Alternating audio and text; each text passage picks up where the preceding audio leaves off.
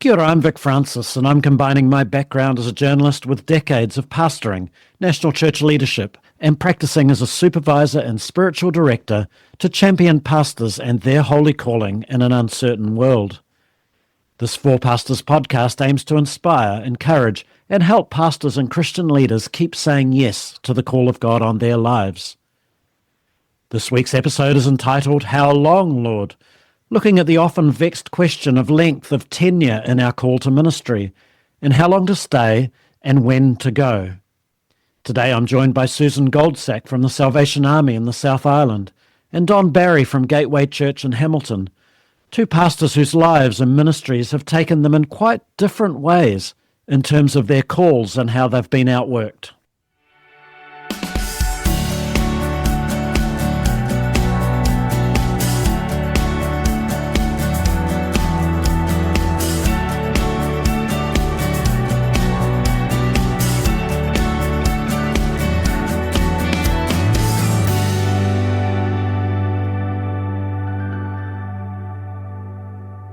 Susan, Don, welcome to the Four Pastors podcast. And Susan, as we begin, tell us a little bit about yourself.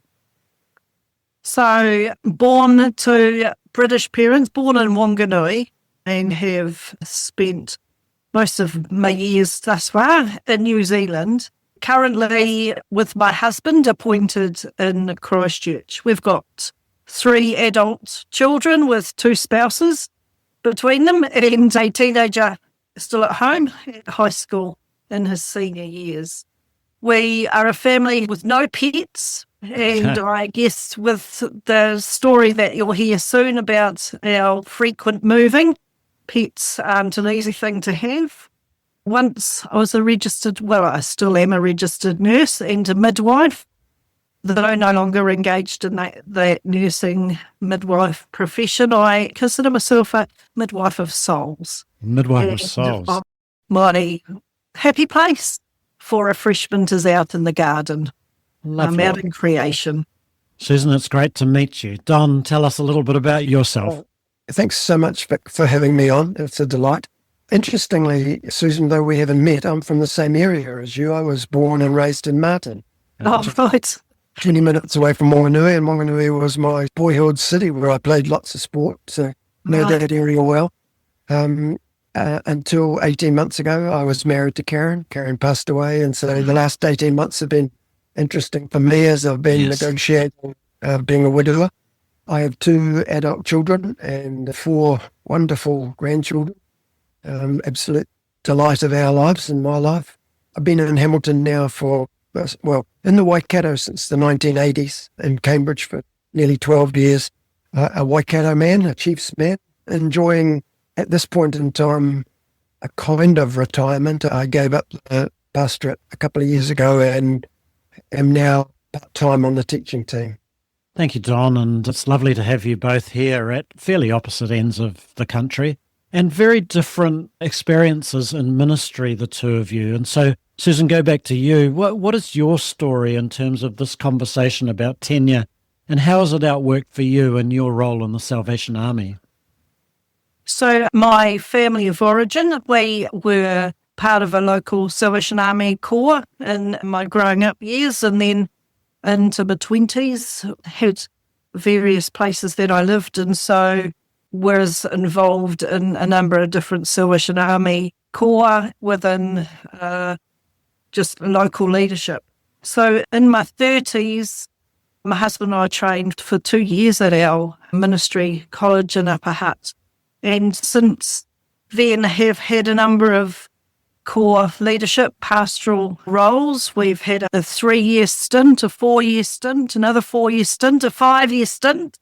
And now we have moved, been appointed out of local pastoral ministry into some more oversight roles. So I now oversee and mission support 13 Salvation Army centres in the upper part of the South Island.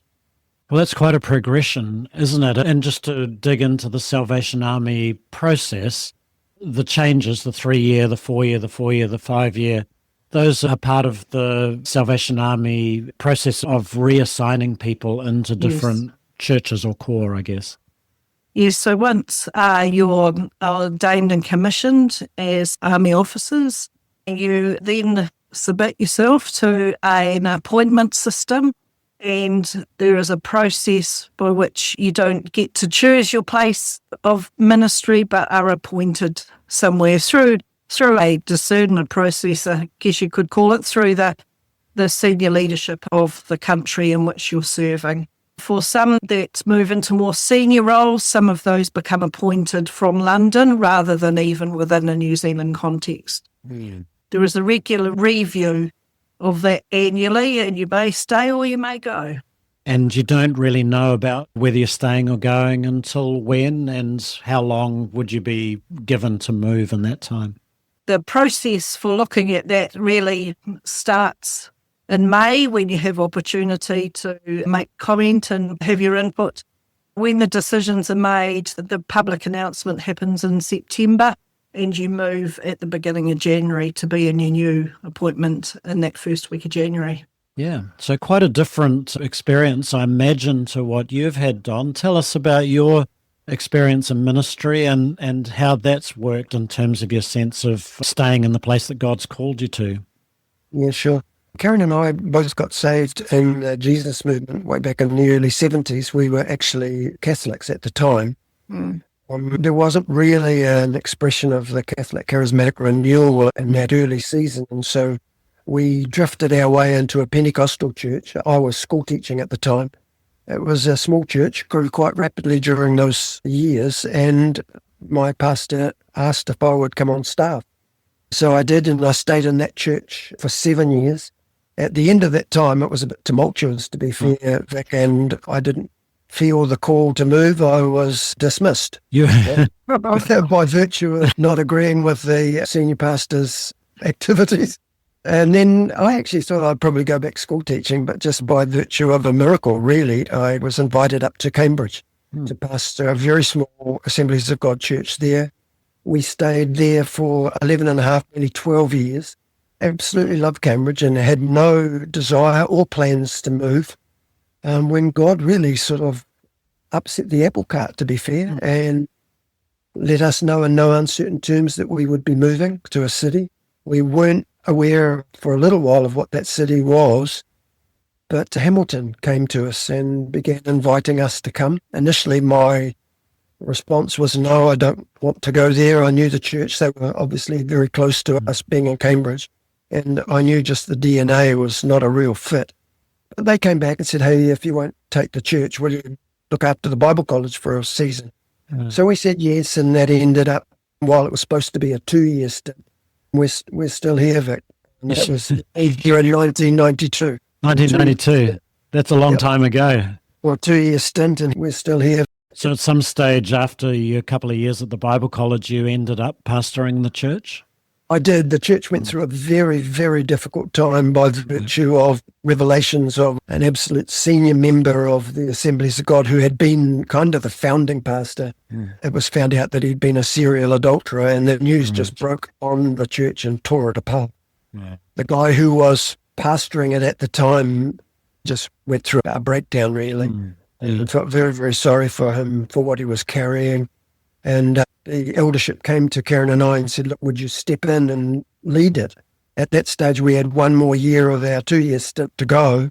And so we said, look, we'll look after it while you find another pastor. And as it turned out, where we were supposed to be going all fell through, and suddenly we had the reins of this church that was on this absolute wild merry-go-round ride.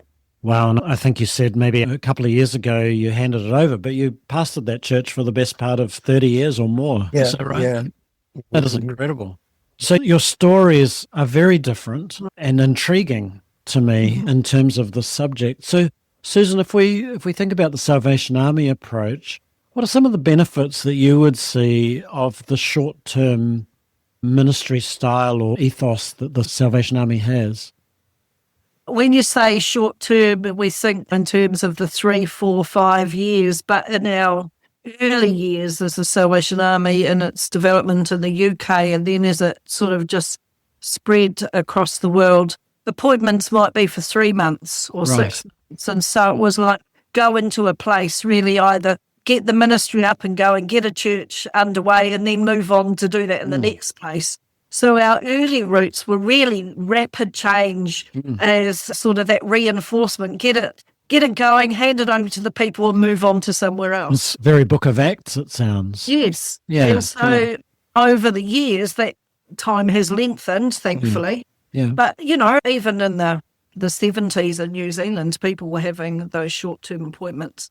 And so it gave opportunity, I guess, for people to come with particular skill and giftings to really spearhead a move of God in a place, and then would go on and use those skills somewhere else.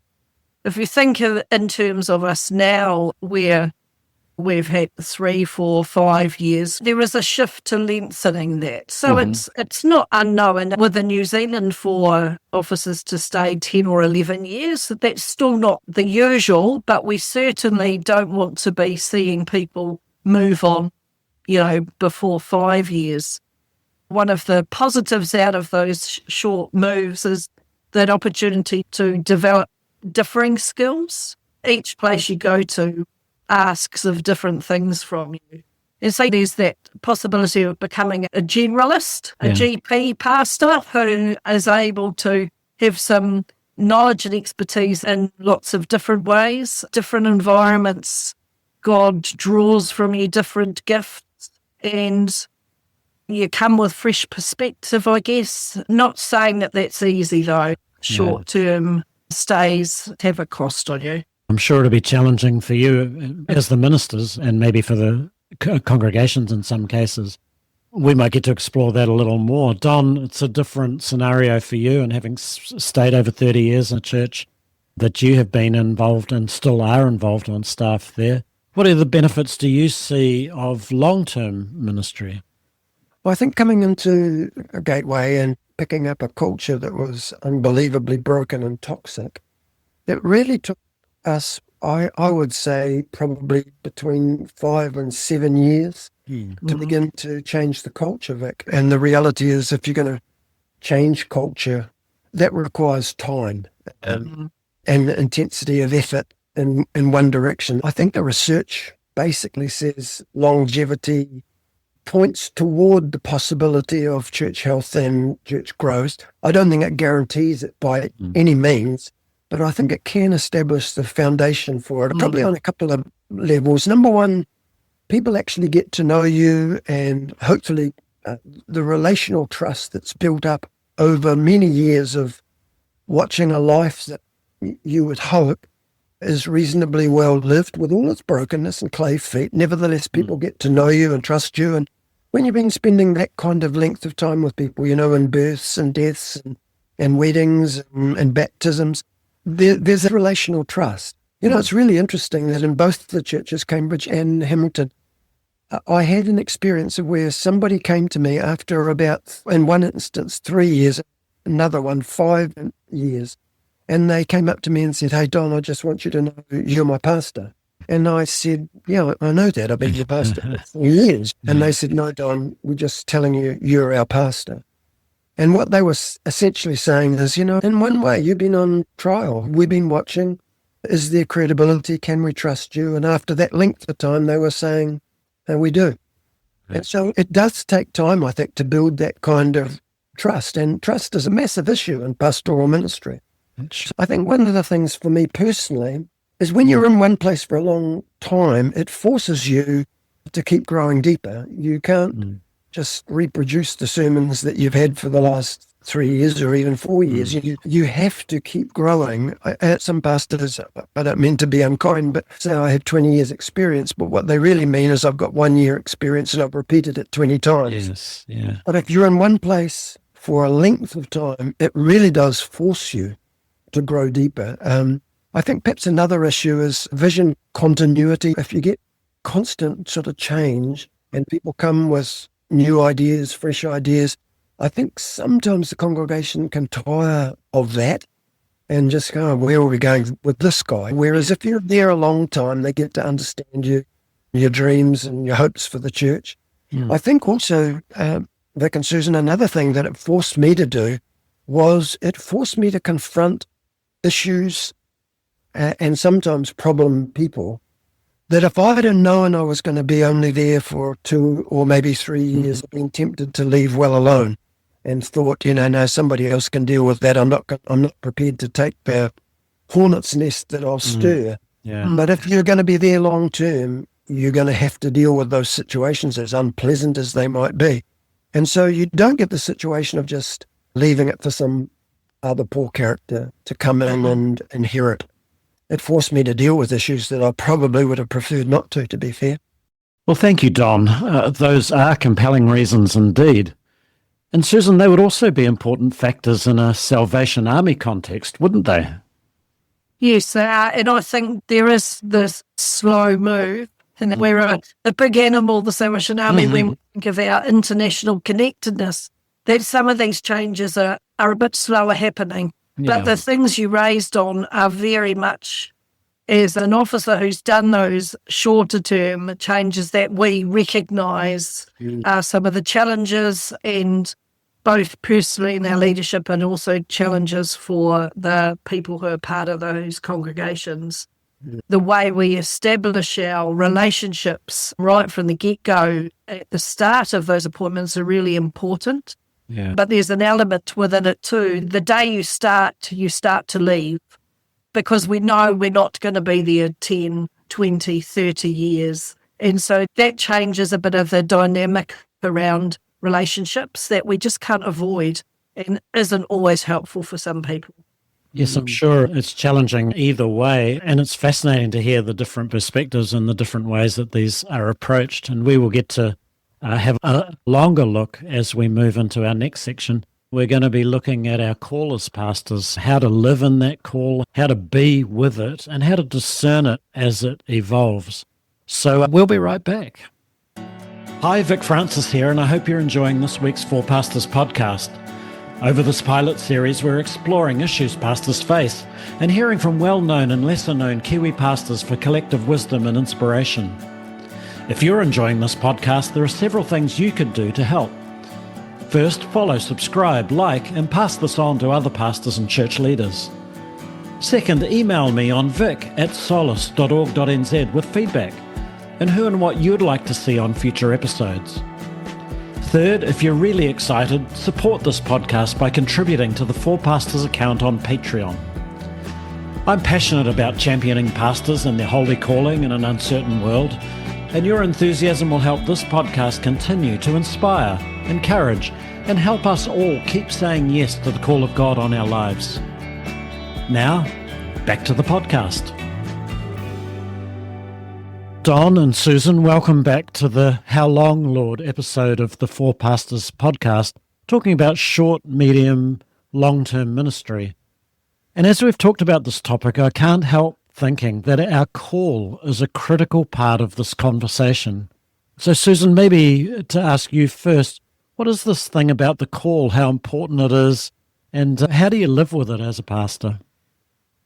The call into pastoral ministry and my setting to offering myself into full-time ministry has to be as a result of response to something God is asking, and that we're sensing that that specific thing is what God is challenging me into or calling me into. I think it's sensed very differently by different people. We're all, got different ways of perceiving God's voice to us. And so there's no one set way at which that comes, but in order to respond, to train into ministry in this full-time way, it requires a certainty that this is something that God is drawing you into. It's not sustainable 3 years or 30 years if there's not a sense that this giving over of myself into this is what God would ask of us. And so within my Salvation Army setting, we're quite proactive at challenging people to think about whether their response to God and their discipleship is to be in pastoral ministry or to be a dentist or to be someone who cares for people in their homes. All those aspects God can call us into. But I think if a pastoral ministry that has to be sure and certain Yeah. that it is from God. I know in my work as a spiritual director and a supervisor, I often ask my clients about their call because mainly I'm seeing pastors. And every pastor that I've talked to has that deep sense of call, which may be challenged or they may struggle with it at some stage. But going back to that sense, they're only doing it really because they have that sense of God, don't they? And that's a great strength. I think in my time as a pastor, possibly the call is the only thing that's actually kept my head above water at times when things are going very difficult. And so, Don, I'm wondering from your point of view, how important is that sense of call, not at the beginning so much, but in an ongoing way, in keeping our ministry vibrant or keeping our heart in the ministry that we're doing?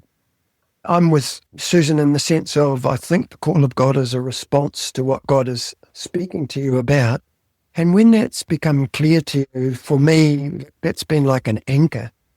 In the times when the water is really, really stormy, it has been the thing that's helped me. I remember G. Campbell Morgan once saying to his ministerial students, if you can do anything else other than ministry, do it.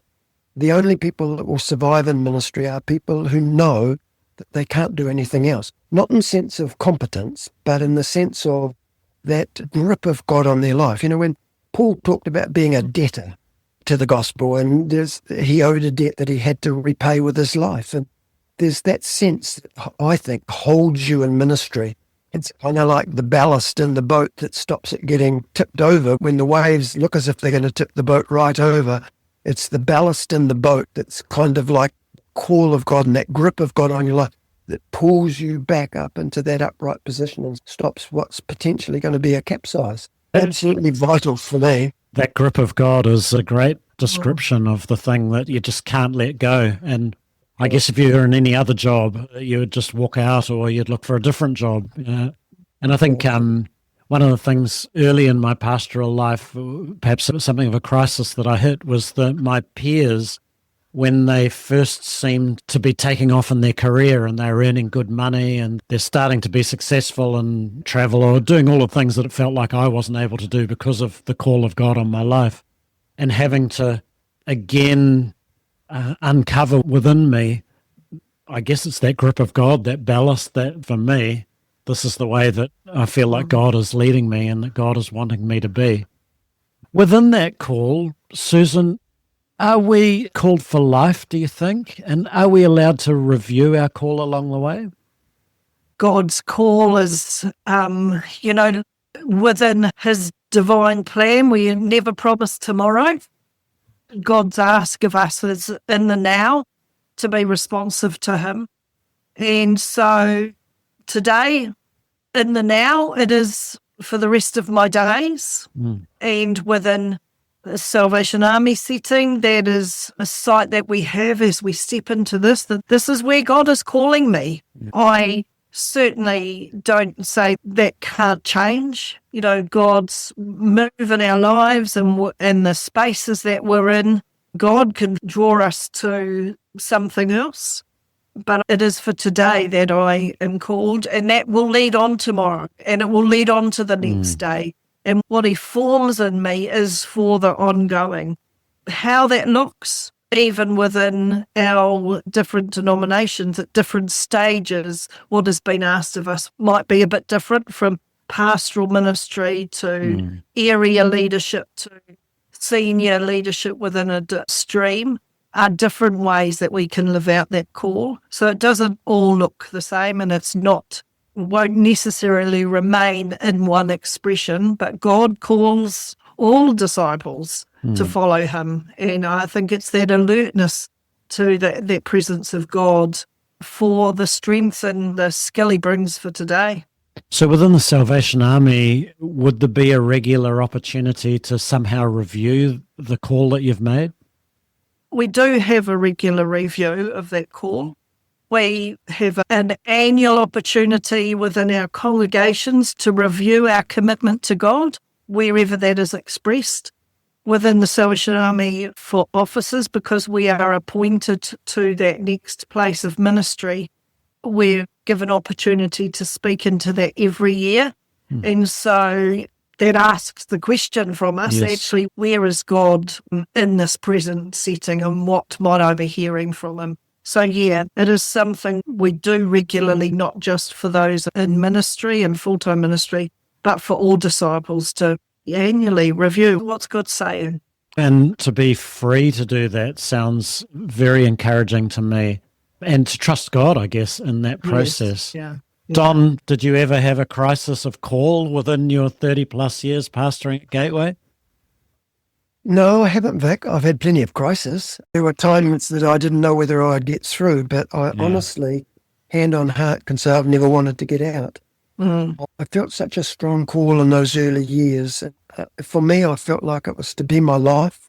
I'm not suggesting that everybody else has to feel that. And I think you mentioned, Susan, it's such an individual thing. Yeah. But I remember hearing a pastor say to me not that long ago, he was about my age, and he was saying, I've done my shift, Don, I'm off to the beach. Mm-hmm. And I remember thinking, I didn't think I signed up for shift work. I thought I'd signed up for once. I don't know what that looks like, and there may well be a time when the Lord says, it's time for you to step out of the public kind of ministry. I can't imagine that will ever sort of take from me that sense that I'm his, and at whatever stage I am, I'm called to be his. Yes. I don't know what that will look like, where it will look like. But that call was so strong that I never, ever considered stepping out of it. There were times I didn't know whether I'd last. That was simply because of the circumstances I was in, rather than the deep internal conflict that I was going through that I wanted to get out. I've never wanted to get out. So if you're a pastor and you wake up one day and feel like something shifted, how would you recommend a pastor begin to process that, Don? We'd been in Cambridge 11 and a half years, absolutely loved the church and the people in the church, the town itself, and had no desire to leave. But I went through this stage of my life, probably 3-4 months, where I started to feel profoundly and deeply unsettled, and I didn't know why. I rang a friend that I really trusted, and I explained what I was going through, and he then said to me, Don, do you think God might be preparing you to move from Cambridge? And my first response was going to get behind me, saying, I didn't even think about that. But he used an illustration that you'll know well, Susan, as a gardener, and my wife was a gardener. And he said to me, Don, when you want to move a tree or a reasonable sized bush, you never just dig it up and move it because the shock will kill it. You dig it around and you unsettle it, you shake it loose, and then at another time you come back. And he said, do you think God might be digging around you? That was a new thought to me, and I didn't know what to do with it. But as that sense of being unsettled continued, I prayed about it. Karen and I prayed about it. Suddenly, within a month, I'd got 4 invitations to pastor other churches. Now, that had never happened to me before. That wasn't happening on a weekly basis, Yeah. And then on top of that, as we continued to pray, I was at a pastor's conference, and 2 people completely unrelated and without each other knowing what had said, they came up and spoke the exact same words to me. They said, John, you're supposed to leave your church. You're going to go to a city. And that was within probably 5 minutes of each other. And a week later, I was in another meeting with an American pastor, and he looked at me and he said, are you thinking of moving your church from your church? And I said, I'm trying not to. And he said, no, you're supposed to leave your church. You're going to go to a city. So that completely upturned our apple cart. If you're going through an uncertain season, I think you've got to discern between, do I need to get a grip on this and battle through, or is God saying something to me? For me, that was prayer, that was counseling from other people that I trusted, that was asking the Lord, what are you saying here? If you're asking me to move, you need to confirm it. And he did so dramatically, quite supernatural. That is a beautiful summary of how to approach those uncertain feelings. How about for you, Susan? You have moved maybe half a dozen times or 4 or 5 times from what you're saying before. Has that come with it a review or some sort of reassessment each time? I think there's something that does stay rooted both for me and my husband, who we entered this together. We were commissioned together, that we did make a commitment that was between us and God, not necessarily with the Salvation Army, that when we were asked to go, we would go. And so in one of the settings where we didn't feel it was time, we had to really do the soul search, seek godly counsel.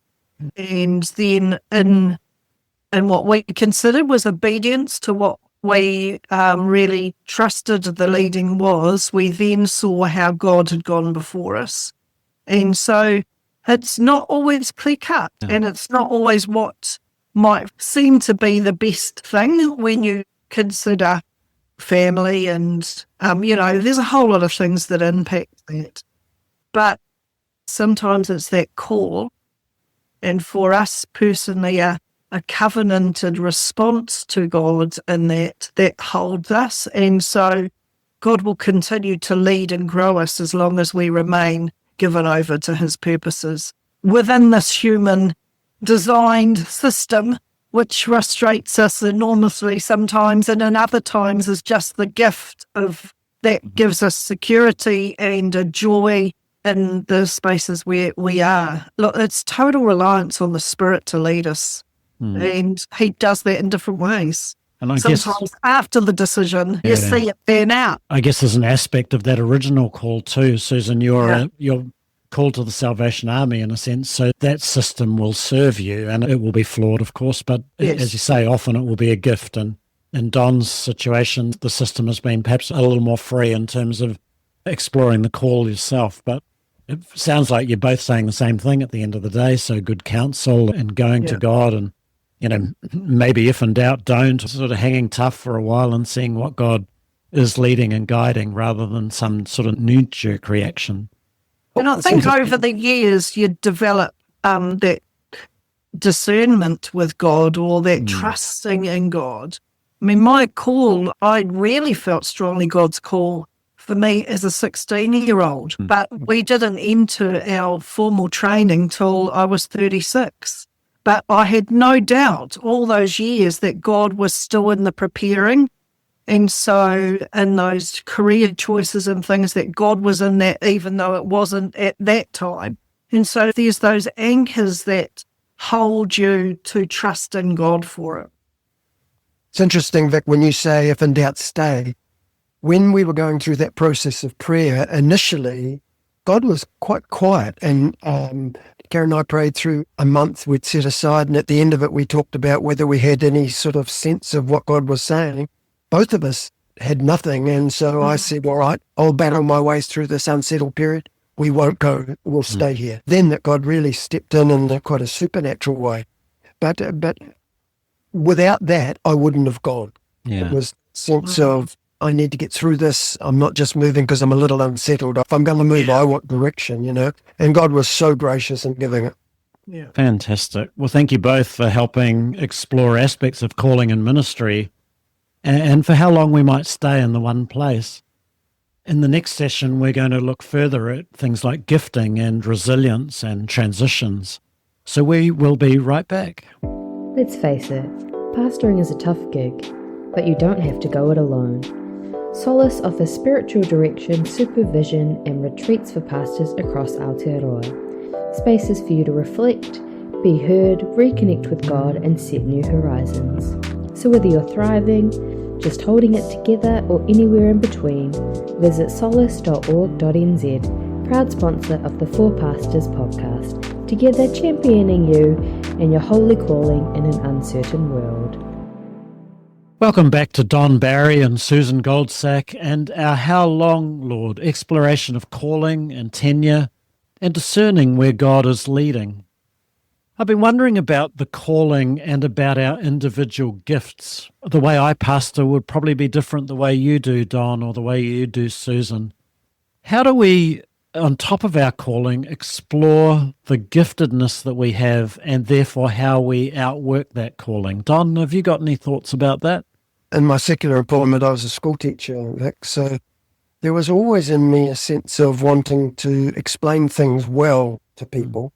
And when I came into ministry, it kind of was a natural step over from teaching into teaching. And the gift, I think, probably has largely marked my life in ministry has been that of a teacher of the Word of God.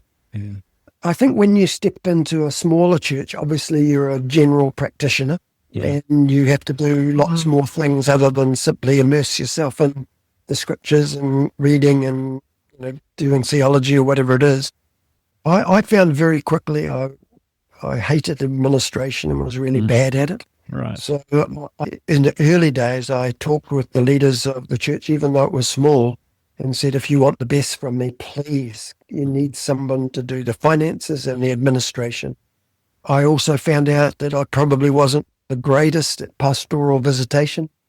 I'm not sure that you wanted me at your bedside in the hospital. I did all that, but it was those sorts of things, doing the sorts of things that I knew I wasn't good at, that if you want to burn yourself out, go down that track. So I talked with the leadership of our church and said, this is what I feel energizes me and this is what I think is best.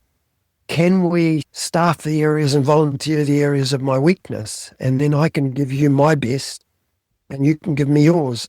And the congregations that I served were absolutely delightful in humouring me, I suppose, and saying, yep, right, we'll do this, we'll do that, you do this. And so I kind of promised them and said, hey, listen, if you'll do that, if you come on Sunday mornings, you won't go away thinking, where did he get that from? He must have done it at 5 to midnight last night because it was empty and vacuous. I'll give you my very, very best. So I identified my gift fairly quickly and really tried to give myself to that. I think that's a really important thing, and it's a very helpful story of both you realizing who you are or what you're gifted at and the support of your congregation, which is a wonderful thing to hear. Susan, how about you? How have you observed this whole giftedness within a calling? I think early in the piece, I would have come with a sense of things that I had learnt about myself and out of my work prior to going into that full-time ministry. But over the period of time of different settings, as we moved, you start to recognise more and more those things that just never left you as being what other people saw and may have spoken to you as being seen as your strengths.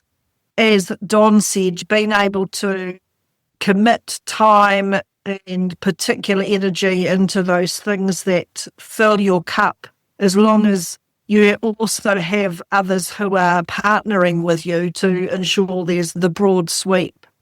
I've discovered over the years, I guess, the deeper I go into God's, the more I intentionally put myself before him and discipled by Jesus, the more I come to understand who I am. Some of that's come out of near burnout, where it was like burnout or actually discover how you are wired so that you can be well. And the confidence then helps you see where other arenas of giftedness are within a Salvation Army system where you are appointed. I think you have to identify those places clearly that you see are gifted and do some intentional learning and further development in those. Just in recent times, something that's been reinforced to me when someone's challenged that thought of having work-life balance, and they've described it as actually we're integrated beings. And I think as God draws out of me things that are of strength, it's important for that to be integrated into the whole. Yeah. And that's then seen in, I guess, the ministry you bring. My 2 cents worth to add to what you guys have said would be just the way that you can grow as a minister over some decades, and we're all long enough in the tooth to have done decades. So the way that I do ministry in my early 60s versus in my early 30s is quite different, palpably the same person, but with the experience of some of the things that I've learned along the way. So I guess it's worth thinking about the trajectory of growth that we do both as individuals and as ministers, as you've been talking about. In talking to you guys, and while mostly this will be heard on an audio podcast, we're doing this on Zoom, so I'm actually looking at your faces. We, between us, have probably got the best part of 100 years of ministry under our belts, which is quite a lot, really. And one of the things that I admire, people who have been in ministry for some decades, is stickability or the sense of resilience, I suppose. And I want to ask you a question, and there's part of me that I want to tell you the answer, but you can tell me your own answer. Do we just sometimes need to toughen up a little and respond to our calling and get our head down and just do the stuff? Or am I just getting old and cranky? Don, what do you think?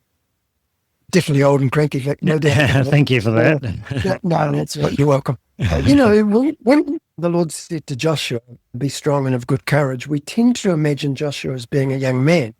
And in fact, he was probably in his 80s. He'd spent 40 years in the wilderness and he was an older gentleman. And I find that fascinating because I think as you grow in ministry, actually you need more courage, not less. And the reality is, as a young man, I was probably a bit gung-ho and there'd be some situations I would dive into without thinking too much, get a jolly good hiding, and then as I've grown older, think I'm not going to do that one again. And so sometimes it's more courage, not less. And I think also there's an element. Somebody once asked me how come I'd stayed so long at Gateway, and my answer was sheer bloody mindedness. There's a degree of stubbornness, if you feel called, then you stay, and you're just staying in that place through thick and thin. There's something about that deepens and develops character. I know what it's like to go through really, really searching times in ministry, so I'm not saying this from an armchair ride, but I do think there are times where real resilience develops as we dig our toes into the ground and refuse to be moved. I think of one of David's mighty men who won a great victory. It says he guarded a field of lentils and the Philistines coming at him, and he just said, I'm not giving up my lentils. And he just stood there swinging his sword. And I'm not sure that I'd die over a field of lentils. Yes. There are times when you dig your feet into the ground and say, I'm not moving. Susan, resilience?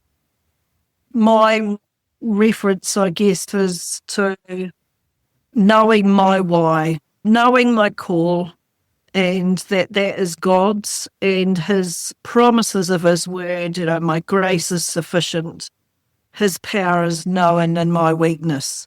So, that God has this abundance of sufficiency for us to keep on. And it is, yes, digging in and digging into God, because in myself, there would be times that it feels too hard and there's some hard call in digging in. One of the things that we face, whether we are long-term or short-term, is transitioning. So 32 years, as I say, for me, and I'm in a time of transition. Don, you've done a transition after a long time. Susan, you've done a number of transitions, and you oversee 13 churches, and there are people transitioning in and out, I'm sure, of all of those churches all the time. So maybe a quick, because I'm conscious we'll do a podcast on transitions at some stage because it's such a big topic. But any quick advice that you would give in transition? Susan, maybe we'll start with you. I think one early piece is to acknowledge that there will be grief within a transition, both for yourself and for those around you, be that family or the church family. So acknowledging some of those realities. It's helpful to have good lead-in times and know that for some transition on the other side, it's also a long journey. It's not an instantaneous sweep. Good communication and take time to watch and listen. Both what's around you, but also that watch and listening for God's Spirit. Very helpful. Thank you. Don? Oh, man, that was excellent, Susan. It was, yes. Pretty much said everything that I would want to say, especially that grief thing. I hadn't thought of that until you mentioned it, but I know leaving Cambridge, Karen really worked her way through some of that. I probably would say make sure you've got plenty of lead-in time. That would be what I'd emphasise. The transition that we've been through in Gateway, we've really been on this journey for a decade. We started talking about it as we were approaching our 60s, and the transition took place when we were probably about 68.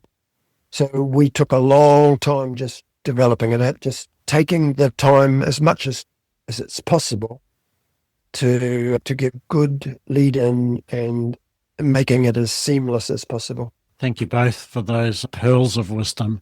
And there will be people who will listen to this who are in transition or approaching transition. That would be incredibly helpful. Well, as we come towards the close of this podcast, one of the things I ask all of my guests is, what gives you hope And so, Susan, what gives you hope? That we have a living God. There is still more. There is still that full revelation of the kingdom to come. And He's invited us into it. That gives me great hope that actually God's sovereign and He's invited us in. And so, yeah, why not be in on the journey with Him? Indeed, that gives me hope too. Thank you for sharing that. Don, what gives you hope? Again, wonderful answer, Susan. And probably the only thing I would add to that is just the sense of God's amazing faithfulness. In times when I kind of wondered if we would get through, I can look back and say He has been unbelievably faithful to those crisis moments in the past, and the sense that whatever comes in the future, He will be there in that and for that as well. Thank you. Thank you. The other thing I ask our guests is to pray for our pastors. And I'm a pastor, so it would be lovely if you pray for me, but all throughout New Zealand, and maybe people would be listening in other parts of the world, but to pray for the pastors who probably do it tough sometimes, who give out a lot themselves, as you well know. So, Don, maybe we could ask you to kick that off, and Susan, you could wind up for us. Be delighted to. Father, we thank you for your incredible faithfulness and grace to us. We thank you for the unbelievable privilege of allowing us to shepherd your people, to be involved in your enterprise in terms of the body of Christ. We regard it as an incredible privilege. And I pray for people, Lord, who are carrying both that privilege and the deep sense of responsibility that goes with it. I really pray, Lord, for some of the shepherds who may be struggling right now as they're listening to this podcast with that overwhelming sense of responsibility and whether things are working out in a way that they hope they might.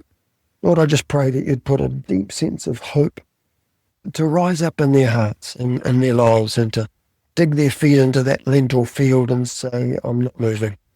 Lord, I pray for any sense of despondency and ask by your kindness and grace you would undergird those leaders and lift them up. Bless them.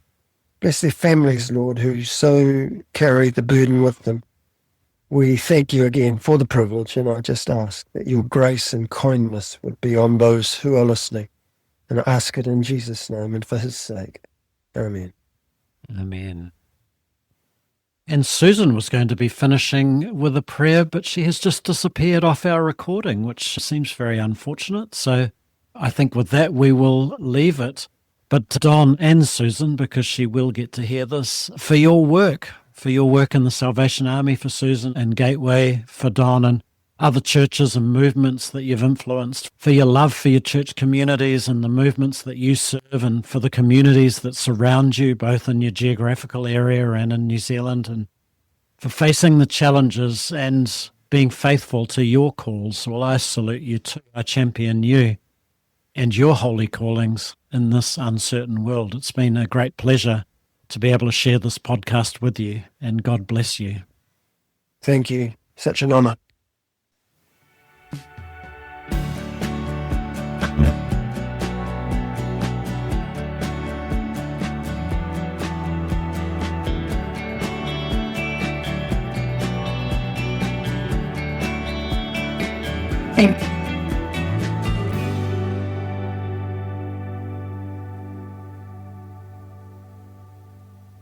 Thank you for listening to this episode of the Four Pastors podcast.